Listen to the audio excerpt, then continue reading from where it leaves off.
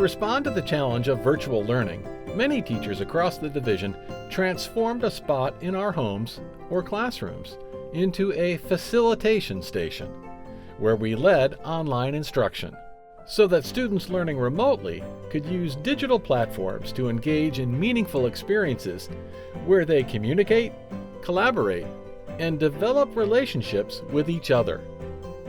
While there were challenges, teachers worked tirelessly to adapt practices in order to meet the needs of their students.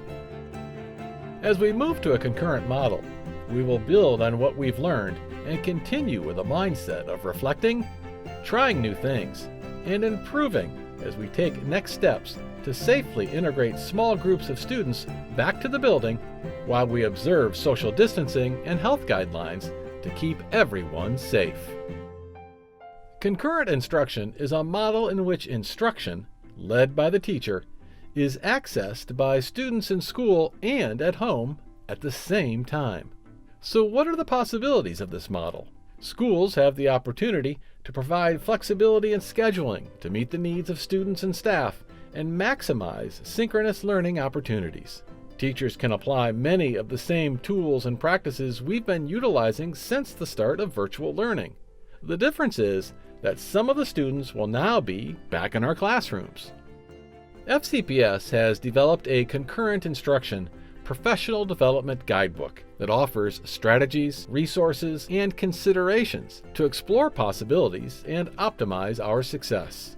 You can find it on MyPDE and the Return to School curriculum site. This resource addresses key considerations as we prepare for concurrent instruction.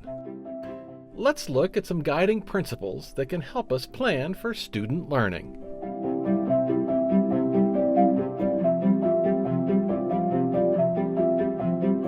We want to provide equitable access to instruction for the students at home and the students in the classroom. As you plan lessons, remember to use your learning management system to keep digital resources organized. This will help your students, both those in person and online, to stay on track and know how and when to access the tools for their learning.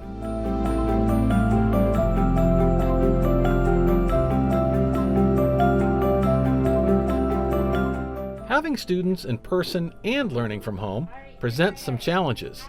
How can you give attention to both groups? Keeping the workshop or engagement model in mind can be a place to start.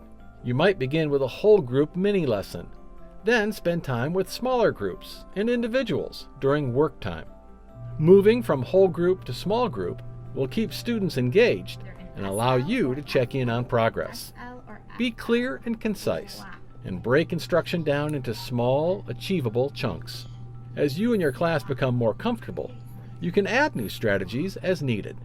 There's no need to rush. You will likely need to establish some new routines and procedures, and it's okay if it takes some time.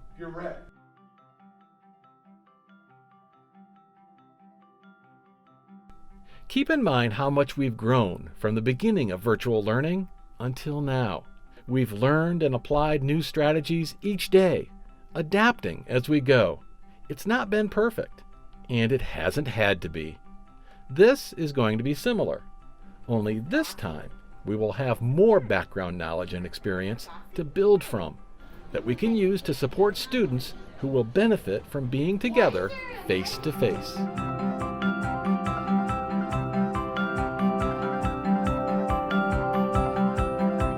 We know that learning is a social endeavor, and now, more than ever, students need to connect with their peers and engage in the social opportunities they've been missing. Grouping students with peers can not only help develop relationships, but also allow students to share information, support each other, and deepen the learning experience.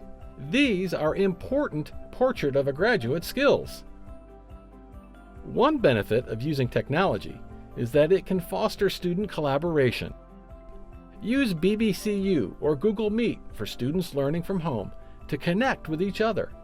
Students in class can interact from a social distance and make their thinking visible through interactive platforms such as Google Docs or Flipgrid. These platforms also support collaboration between students learning in person and students learning from home.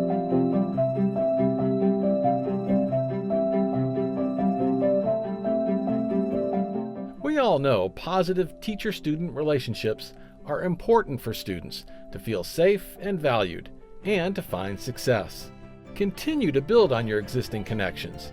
Utilize culturally responsive teaching practices and dedicate time to continue learning about your students, both personally and academically.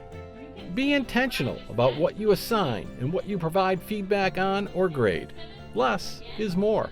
Provide opportunities for reflection, both for students and for yourself, and use the data you gather formatively and summatively to better understand your students' needs to inform your next instructional steps.